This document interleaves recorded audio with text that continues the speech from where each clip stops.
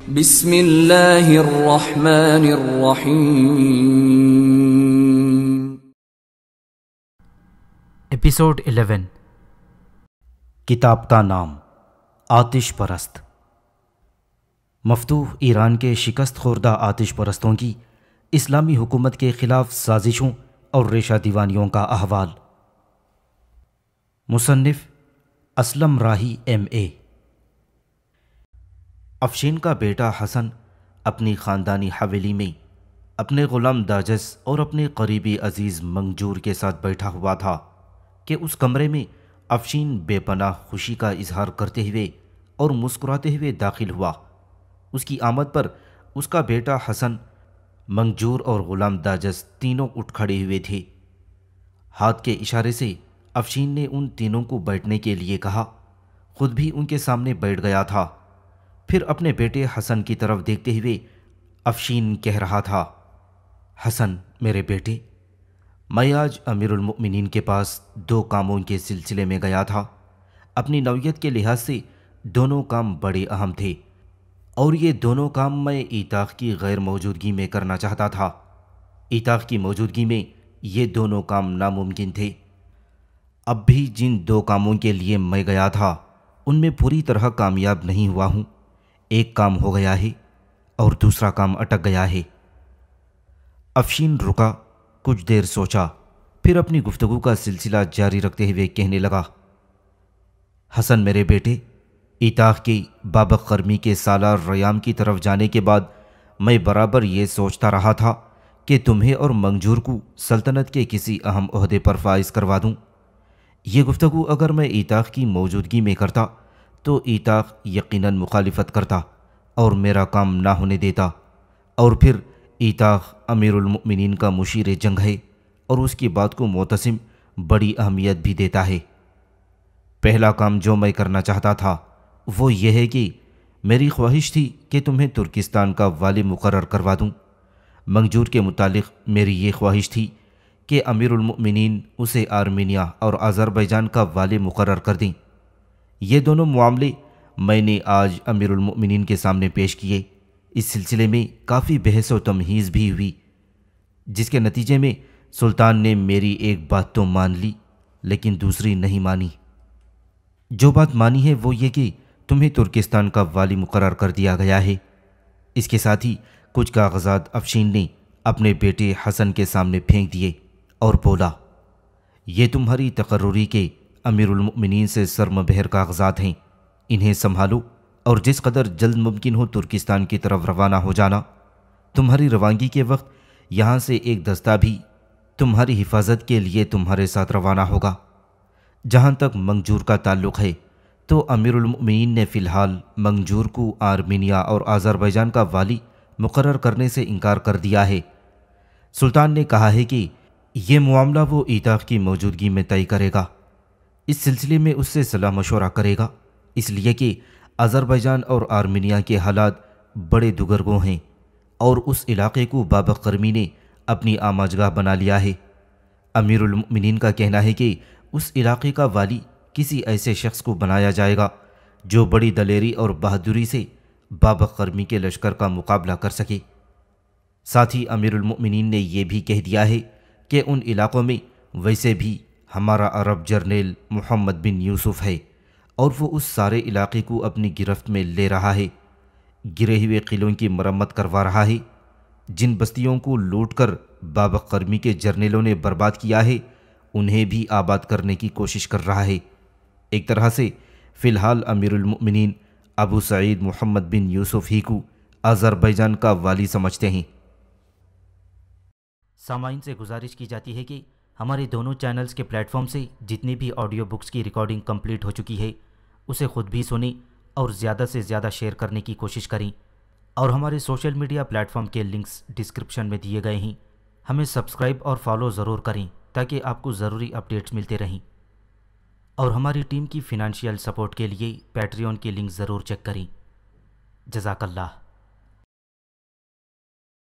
افشین تھوڑی دیر کے لیے رکا، اس بار وہ منگجور کی طرف دیکھتے ہوئے کہنے لگا، منگجور تم فکر مند مت ہونا، بہت جلد میں حالات کو اپنی گرفت میں لینے کی کوشش کروں گا ہر صورت میں تمہیں آرمینیا اور آذربائیجان کا والی مقرر کروا کر رہوں گا۔ اب تمہیں وہاں کا والی مقرر کروانا میری انا کی مانگ اور ضد ہو گئی ہے۔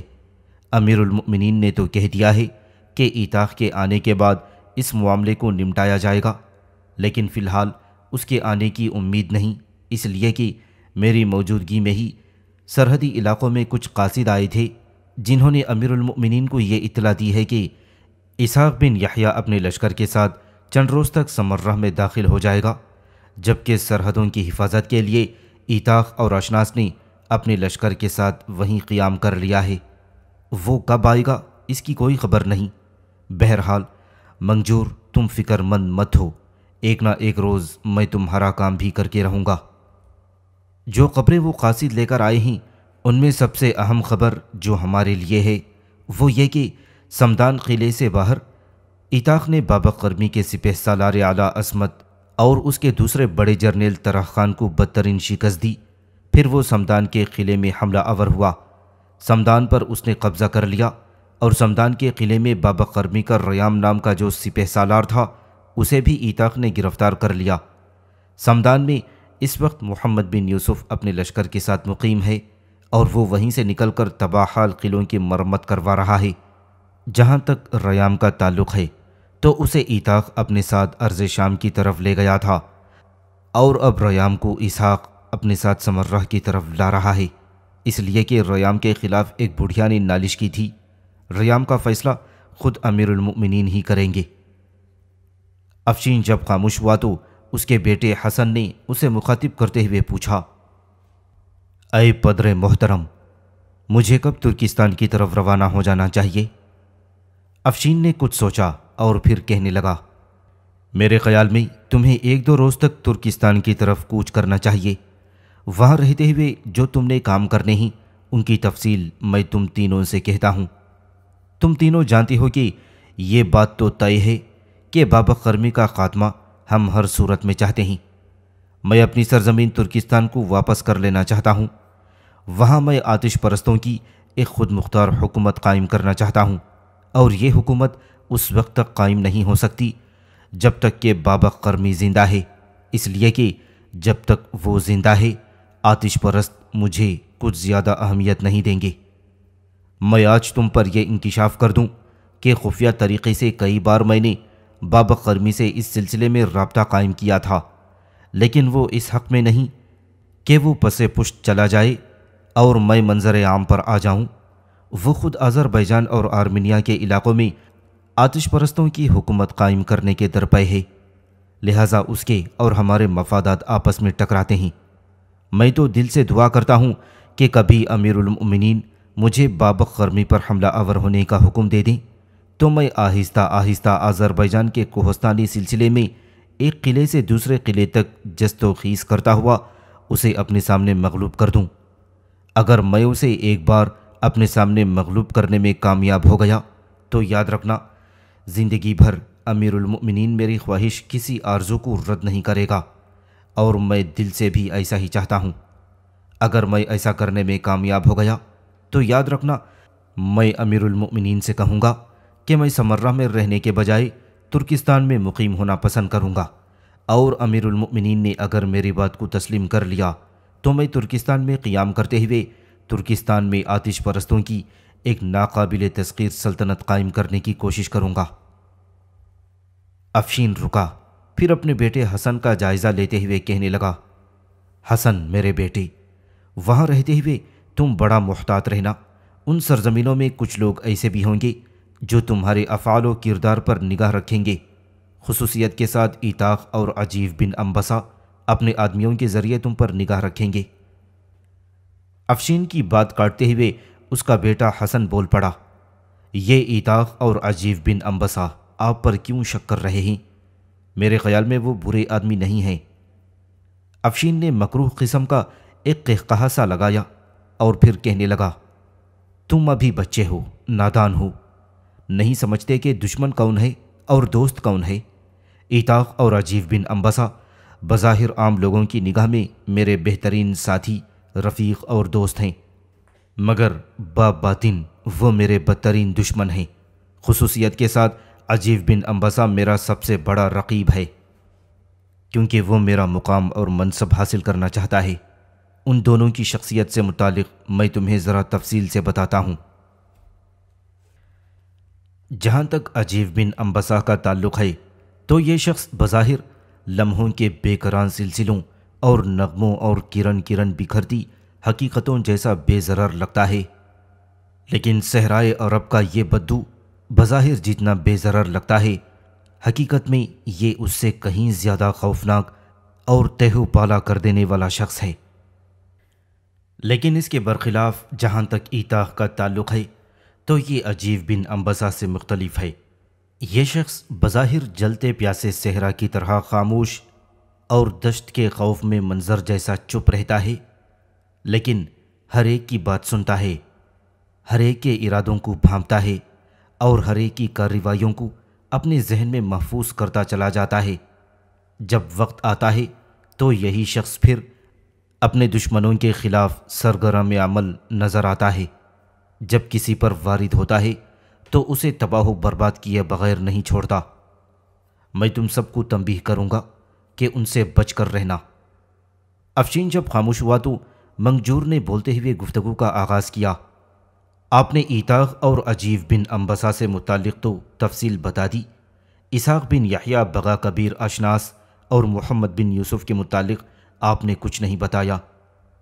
افشین مسکرایا، پھر منگجور کی طرف دیکھ کر کہنے لگا، اشناس ایتاق کا ساتھی اور دست راست ہے۔ جو فیصلہ ایتاق کرتا ہے وہ اشناس کے لیے آخری ہوتا ہے۔ جہاں تک اسحاق بن یحییٰ کا تعلق ہے تو وہ بھی ان دونوں کا ہم سفر ہے، اس لیے کہ اس کی بیٹی عمیمہ کی منگنی اشناس کے ساتھ ہو چکی ہے۔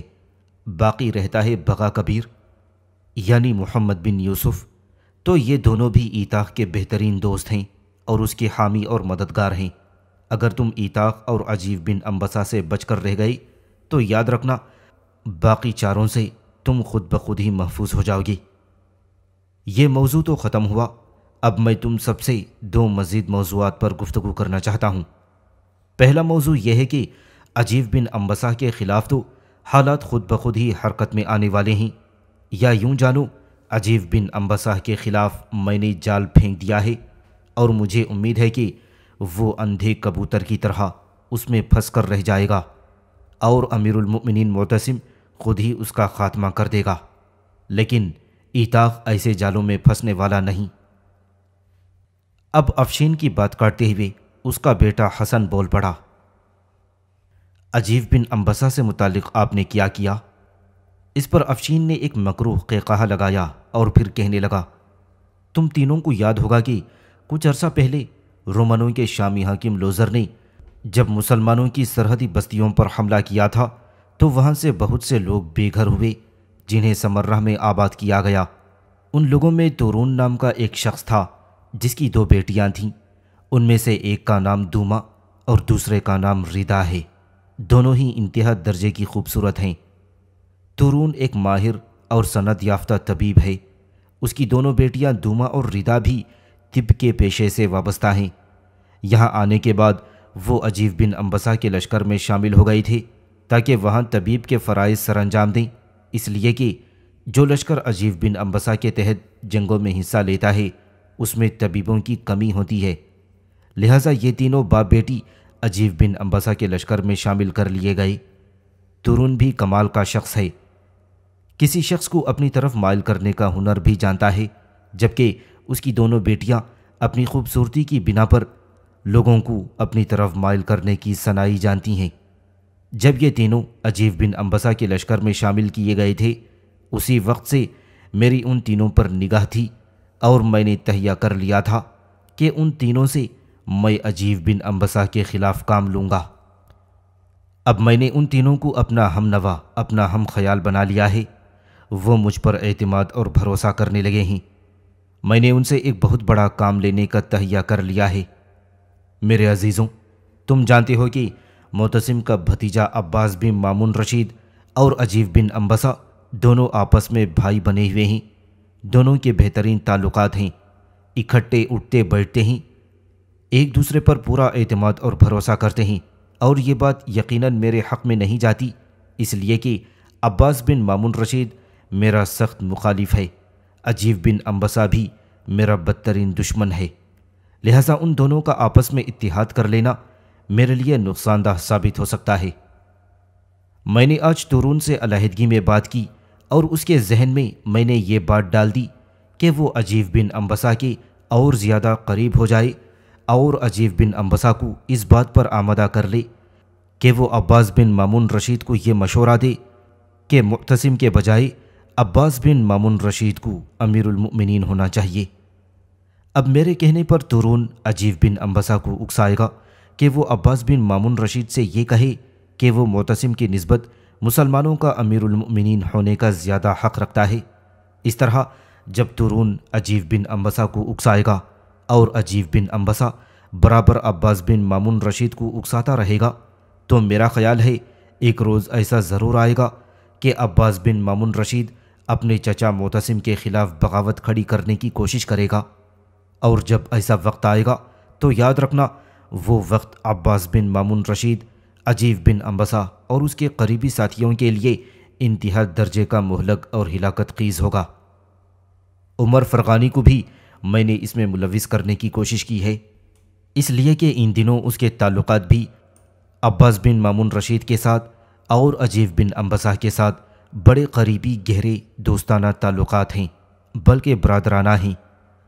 لہٰذا جب عباس بن مامون معتصم کے خلاف بغاوت کھڑی کرنے کی کوشش کرے گا اور میرے آدمی اس وقت جب کہ یہ سازش پک رہی ہوگی اس سازش کی اطلاع معتصم کو کر دیں گے، اس طرح معتصم پر اس سازش کا راز فاش ہو جائے گا اور معتصم سازش کرنے والوں کے خلاف ایسا حرکت میں آئے گا کہ عباس بن مامون رشید کے خلاف عجیب بن انبسا اور عمر فرغانی کو سازش کرنے کی وجہ سے موت کے گھاٹ اتارنے سے ذرہ برابر بھی نہیں ہچکچائے گا، اور جب ایسا ہو جائے گا تو یاد رکھنا ایک ہی وار میں میرے 3 دشمن یعنی عباس بن مامون، عجیب بن انبسا اور عمر فرغانی میرے راستے سے ہٹ جائیں گے، اور جب ایسا ہو جائے گا تو میرے خیال میں یہ معاملہ ایتاق اور اشناس کے لیے بھی عبرت خیزی کا ہوگا، اور وہ میری مخالفت کے متعلق سوچنا بھی پسند نہیں کریں گے۔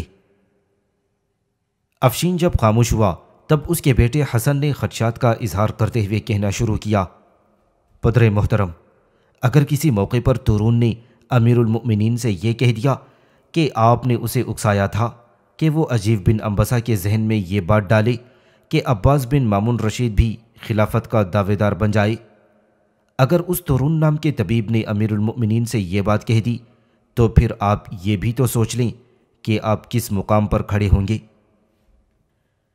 افشین نے پھر ایک مکروہ قہقہہ لگایا اور بڑی لاپرواہی کے انداز میں اپنے کندھے اچکاتے ہوئے کہنے لگا، ایسا نہیں ہو سکتا، بلکہ تورون جانتا ہے اگر کسی بھی موقع پر اس نے ایسا کرنے کی کوشش کی تو میرے آدمی اسے زندہ نہیں چھوڑیں گے، موت کے گھاٹ اتار دیں گے، لہٰذا وہ ذلت کی موت مارے جانے پر زندگی کو ترجیح دے گا اور ہر صورت میں اس ترکیب پر عمل کرے گا جو میں نے اسے سمجھائی ہے۔ میرے خیال میں عنقریب تم دیکھو گے کہ معتصم خود عباس بن مامون رشید، عجیب بن انبسا اور عمر فرغانی کے قتل کا حکم دے گا۔ اس پر حسن نے پھر اپنے خدشات کا اظہار کرتے ہوئے کہنے لگا، پدر محترم، آپ جانتے ہیں عجیب بن انبسا اور ایتاق کے تعلقات آپس میں برادرانہ ہیں۔ اشناس ایتاق کا دست راست ہے، عربوں کا سالار اعلیٰ اسحاق بن یحییٰ ان سب کا طرفدار ہے، بلکہ اب وہ اشناس کا ہونے والا سسر بھی ہے۔ اگر آپ کا یہ پھیلایا ہوا جال کام کر جاتا ہے اور امیر المؤمنین معتصم اس سازش کے صلے میں عجیب بن انبسا، عمر فرغانی اور عباس بن مامون کا خاتمہ کر دیتے ہیں تو کیا ایتاق، اشناس، اسحاق، بغا کبیر اور ان کے دیگر ہمنوا سالار اس بات کو کریدنے کی کوشش نہ کریں گے کہ آخر ایسا کیوں ہوا؟ کس نے عباس بن مامون اور عجیب بن انبسا کو بغاوت پر اکسایا ہے؟ حسن مزید کچھ کہنا چاہتا تھا کہ اس کی بات کاٹتے ہوئے افشین بول پڑا، تم منفی سوچوں کی طرف کیوں جاتے ہو؟ میں جو عباس بن مامون، عجیب بن انبسا اور عمر فرغانی کو ٹھکانے لگانے کا اہتمام کر رہا ہوں تو یہ بچوں کا سا کھیل نہیں رہا۔ اس سازش کو کامیاب کرانے کے لیے میں اس سازش کے کھلنے کے سارے سوراخ بند کر کے آگے بڑھوں گا۔ تم بالکل بے فکر رہو، یہ سازش ضرور کامیاب ہوگی۔ آج نہیں تو کل امیر المؤمنین معتصم کے ہاتھوں عباس بن مامون رشید، عجیب بن انبسا اور عمر فرغانی کا کام تمام ہو کر رہ جائے گا۔ اور اس سازش کی تکمیل کے بعد اگر ایتاخ اشناس، اسحاق بن یحییٰ بغا کبیر یا دیگر سالاروں نے اس معاملے کو کوریدنے کی کوشش کی، اس کی تہ تک پہنچنے کی کوشش کی، تو پھر میں ان کے خلاف سازشوں کا ایسا جال پھیلاؤں گا کہ جس سے وہ کبھی بچ نہیں سکیں گے۔ بہرحال اب اس موضوع کو بند کرو، اس لیے کہ میں ابھی تم سے بہت کچھ کہنا چاہتا ہوں۔ ترکستان جانے کے بعد 2 اشخاص سے رابطہ رکھنا اور ان کا بہترین خیال بھی رکھنا۔ پہلا طبرستان کا والی مازیار ہے۔ یہ شخص بظاہر مسلمان ہے، لیکن باطن میں انتہا درجے کا کٹر آتش پرست ہے۔ میرے ساتھ اس کا مکمل طور پر رابطہ ہے۔ اس کے ذریعے میں تمہیں یہاں سے نقدی اور دوسرا سامان گاہے بگاہے بھیجتا رہوں گا، اور وہ تم اپنے پاس جمع کرتے رہنا، اور جب ہم ترکستان میں آتش پرستوں کی حکومت قائم کریں گے تب وہ اشیاء اور جمع کی ہوئی دولت ہمارے کام آئیں گی۔ مازیار بڑا قابل بھروسہ انسان ہے، اور بد سے بدترین حالات میں بھی اس پر اعتماد کیا جا سکتا ہے۔ یوں جانو وہ میرا دست راست ہے، ہر مشکل میں ساتھ دینے والا۔ دوسرا شخص جو ہمارے کام آ سکتا ہے وہ کرد ہے، نام اس کا جعفر بن سحر ہے۔ یہ موصل کے نواح میں اس کوہستانی سلسلے میں اپنی قوت قائم رکھنا چاہتا ہے جو آذربائیجان اور آرمینیا سے جا ملتا ہے۔ اس جعفر بن سحر کے پاس کردوں کی ایک بہت بڑی جماعت ہے جو ہزاروں پر مشتمل ہے، اور انہوں نے انہی کوہستانی سلسلوں کو اپنا مسکن بنا رکھا ہے۔ اس جعفر بن سحر سے بھی رابطہ قائم رکھنا۔ گاہے گاہے میں اس کی بھی مدد کرتا رہتا ہوں، اور جب کبھی بھی ہمیں اپنی حکومت قائم کرنے کے لیے دشواریاں پیش آئیں گی، یہ جعفر بن سحر ایک بھاری لشکر کے ساتھ مسلمانوں کے خلاف ہماری مدد کر سکتا ہے۔ عجیب بن انبسا، عمر فرغانی اور عباس بن مامون رشید کے خاتمے کے بعد ایتاخ اور اشناس دونوں میرا ہدف ہوں گے۔ میں کوشش کروں گا کہ مازیار اور جعفر بن سحر سے کہہ کر موصل کے نواحی سلسلوں اور ترکستان میں بغاوتوں کا ایک نہ ختم ہونے والا سلسلہ شروع کروا دوں۔ ان بغاوتوں کو فروغ کرنے کے لیے یقیناً امیر المؤمنین معتصم ایتاخ یا اشناس یا ہو سکتا ہے دونوں کو روانہ کر دے، اور میں باغیوں کو پیغام بھیجوا دوں کہ ہر صورت میں ان دونوں کا خاتمہ کر دیا جائے۔ اگر ان بغاوتوں کے اندر ایتاخ اور اشناس دونوں کام آ جاتے ہیں تو یاد رکھنا ترکستان میں آتش پرستوں کی سلطنت قائم کرنے کے لیے ہماری راہ میں کوئی روران نہ رہے گا۔ افشین جب خاموش ہوا تو بے پناہ خوشی کا اظہار کرتے ہوئے حسن کہنے لگا، پدر محترم آپ بے فکر رہیں، میں مازیار اور جعفر بن سحر دونوں سے رابطہ قائم کرنے کی کوشش کروں گا، پر میرے دل میں ایک خیال اٹھتا ہے، اگر ہم بابا قرمی کو بھی اپنے ساتھ ملا لیں تو کیا اس طرح ہماری طاقت اور قوت میں کئی گنا اضافہ نہ ہو جائے گا، اور ہم پہلے کی نسبت بہت جلد ترکستان میں اپنی حکومت قائم کرنے میں کامیاب ہو جائیں گے۔ جب ایسا ہو جائے تب بابا قرمی اور اشناس کے با اعتماد سالاروں کو راستے سے ہٹایا جا سکتا ہے۔ افشین مسکرایا، گہری نگاہ اپنے بیٹے حسن پر ڈالی اور کہنے لگا، ابھی تک تم میں سے بچپنا نہیں گیا۔ بابا قرمی کو اس طرح راستے سے ہٹانا کوئی آسان بات نہیں۔ اس سے پہلے جو مسلمانوں کے بڑے بڑے جرنیلوں کو شکست دے چکا ہے، مجھے بھی کئی مقامات پر اس کے مقابلے میں ہزیمت اٹھانا پڑی۔ معتصم ہی نہیں، مامون رشید کے دور سے اس نے مسلمانوں کے خلاف بغاوت کر رکھی ہے، اور ابھی تک کوئی اس کا کچھ نہیں بگاڑ سکا۔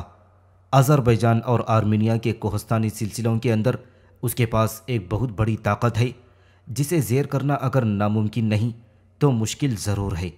اور پھر یہ کہ قسطنطنیہ کا شہنشاہ نوفل بن میخائیل بھی بابا قرمی کی پشت پناہی کرتا ہے، ہر طرح سے اس کی مدد کرتا رہتا ہے۔ نوفل بن میخائیل چاہتا ہے کہ مسلمانوں کی سلطنت کو کمزور کر کے ارض شام کے ان سارے علاقوں پر قبضہ کر لیا جائے جو مسلمانوں نے نصرانیوں سے چھین لیے تھے۔ لہٰذا یہ بات اپنے دل سے نکال دو کہ بابا قرمی کو اپنے ساتھ ملا کر ہم بہت جلد ترکستان میں آتش پرستوں کی حکومت قائم کر سکتے ہیں۔ ایسی حکومت ہم بابا قرمی کے خاتمے کے بعد ہی قائم کر سکتے ہیں۔ کیونکہ اس کی موجودگی میں یہ نہیں ہو سکتا، اس لیے کہ بابق قرمی کسی بھی صورت میں ترکستان پر ہمیں حکمرانی نہیں کرنے دے گا۔ اگر وہاں آتش پرستوں کی حکومت قائم ہو جاتی ہے تو آتش پرست حکومت کا سب سے پہلا حکمران بابق قرمی ہی ہوگا۔ اس کے بعد کسی بھی موقع پر تیری میری باری نہیں آئے گی، بلکہ اس کے سردار، اس کے لواحقین ہی آتش پرستوں کی اس حکومت کے حکمران بنتے رہیں گے۔ افشین کی اس گفتگو سے اس کا بیٹا حسن مطمئن اور خاموش ہو گیا تھا، اور پھر اس نے منگجور کو مخاطب کرتے ہوئے کہنا شروع کیا، منگجور، یہ مت خیال کرنا کہ میں نے اپنے بیٹے حسن کو ترکستان کا والی مقرر کروا دیا ہے اور تمہارے لیے کچھ نہیں۔ میں برابر تمہارے لیے کوشش کرتا رہوں گا، اور مجھے امید ہے ایک نہ ایک دن میں تمہیں آرمینیا اور آذربائیجان کا والی مقرر کرانے میں ضرور کامیاب ہو جاؤں گا، اس لیے کہ ایسا اگر نہیں ہو سکتا تو ہمارے لیے مشکلات کھڑی ہو جائیں گی۔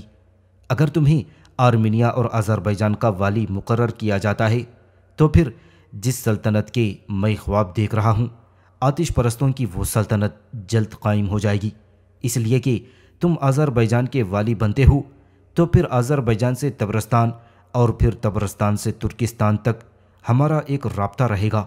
ترکستان میں میرا بیٹا حسن رہے گا، تبرستان میں مازیار ہے، اور آذربائیجان اور آرمینیا میں تم ہوگے۔ اس طرح 3 بڑے علاقوں میں ہماری نمائندگی ہوگی۔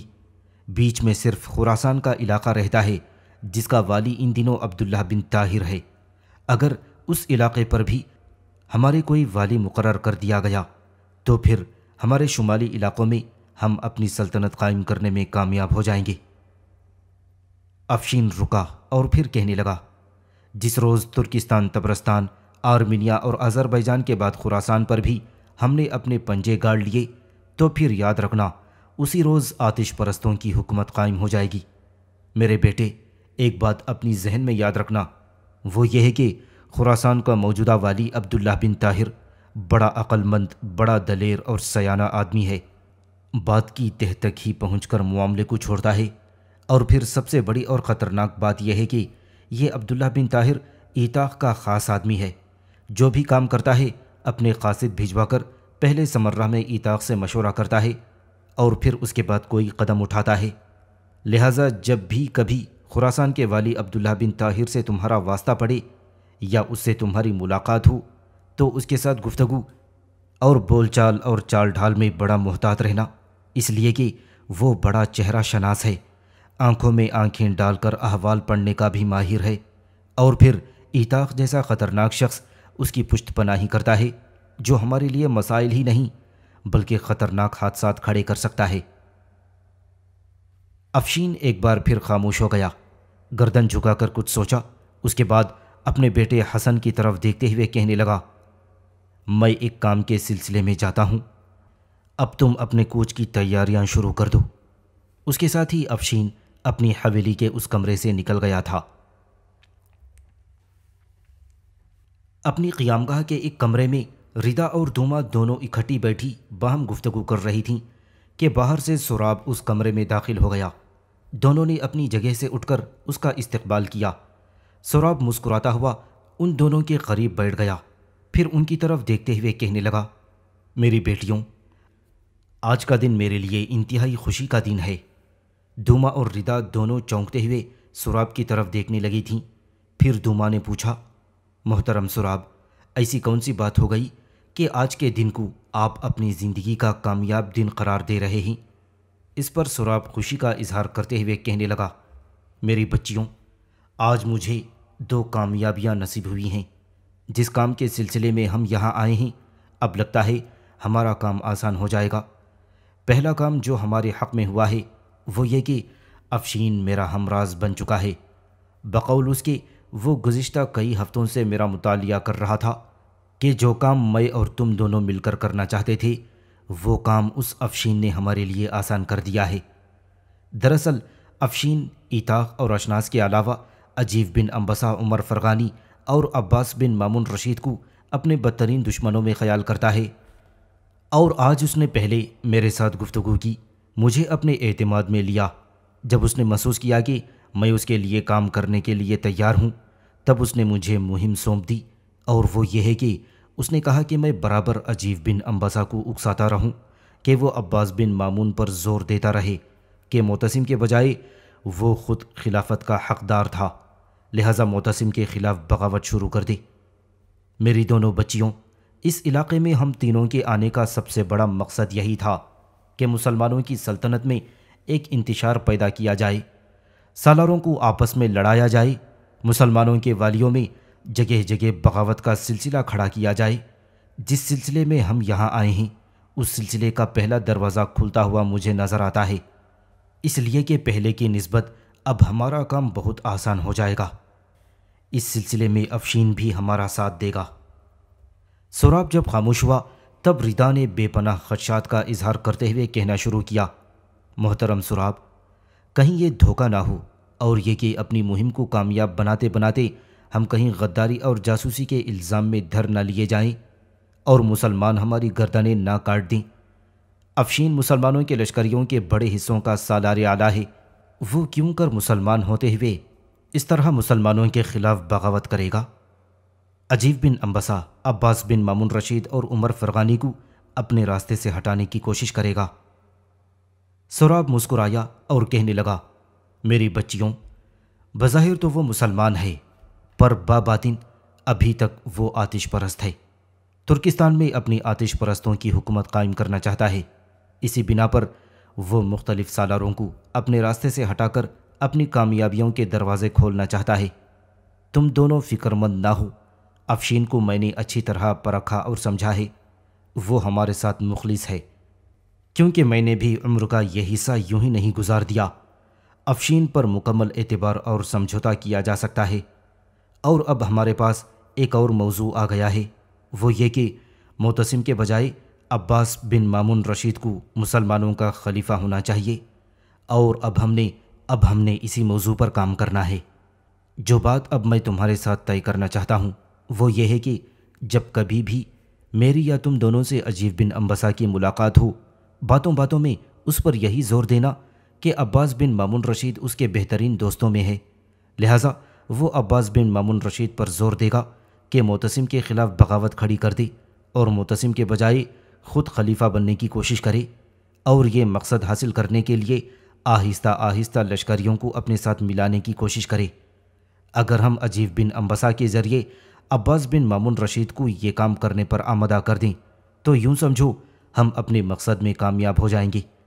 اگر عجیب بن انبسہ ہماری بات مانتا ہے اور عجیب بن انبسہ کی اکساہٹ کو عباس بن مامون رشید قبول کر لیتا ہے تو مامون رشید کا لشکریوں میں بڑا اثر و رسوخ ہے، کیونکہ وہ مسلمانوں کے پہلے خلیفہ کا بیٹا ہے۔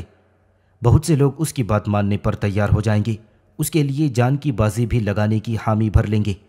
اس طرح جب عجیب بن انبسہ کے کہنے پر عباس بن مامون رشید بغاوت کھڑی کرنے کی کوشش کرے گا تو افشین اپنے آدمیوں کے ذریعے اس سازش کی بھنک معتصم کی کان میں ڈال دے گا، ساتھ ہی اس پر یہ بھی ظاہر کر دے گا کہ عباس بن مامون رشید کو مسلمانوں کا خلیفہ بنانے کی سازش میں عجیب بن انبسہ اور عمر فرغانی شامل ہیں۔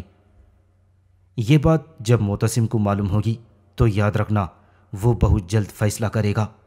جہاں تک میرا اندازہ ہے عباس بن مامون رشید عمر فرغانی اور عجیب بن انبسہ کی گردن کاٹنے میں دیر نہیں لگائے گا۔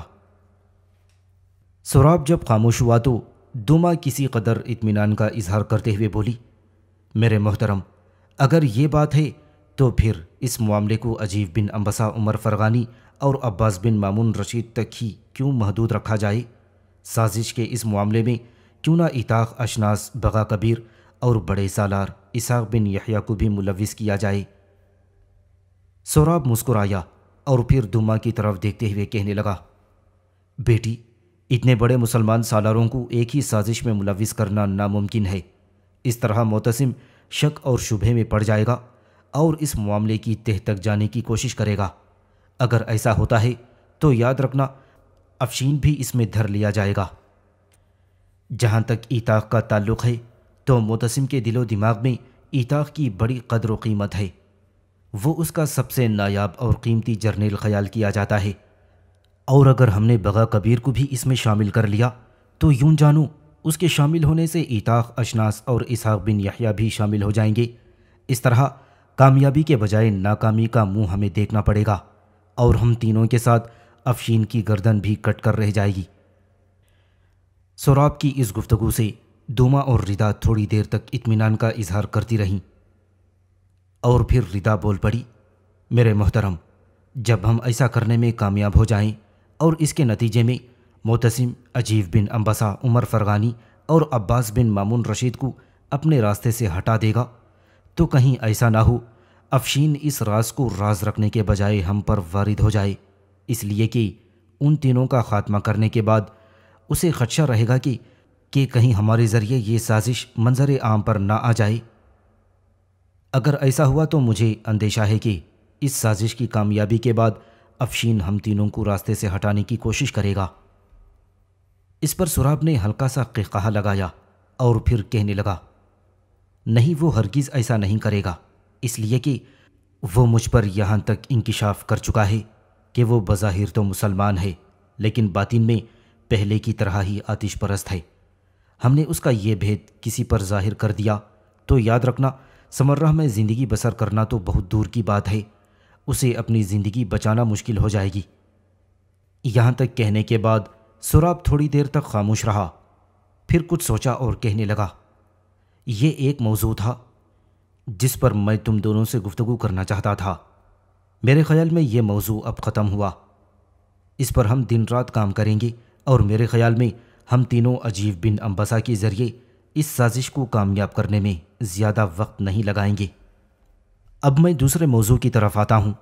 اپنے جن طلایہ گروں اور نقیبوں کے ذریعے ہمارا اپنے شہنشاہ نوفل بن میخائیل اور اس کے سالاروں سے رابطہ ہے، اور جنہیں میں نے قسطنطنیہ یہ کہہ کر بھیجا تھا کہ ایکاسیہ اور اس کی ماں قسطونہ نے یہاں سمرہ شہر میں قیام کر رکھا ہے، اور پھر یہ کہ جس وقت مسلمانوں کا سالار ایتاخ ایک سفیر کی حیثیت سے قسطنطنیہ میں داخل ہوا تھا تو واپسی پر وہ نہ جانے کس طرح ایکاسیہ اور اس کی ماں کو بھی اپنے ساتھ سمرہ لے آیا ہے۔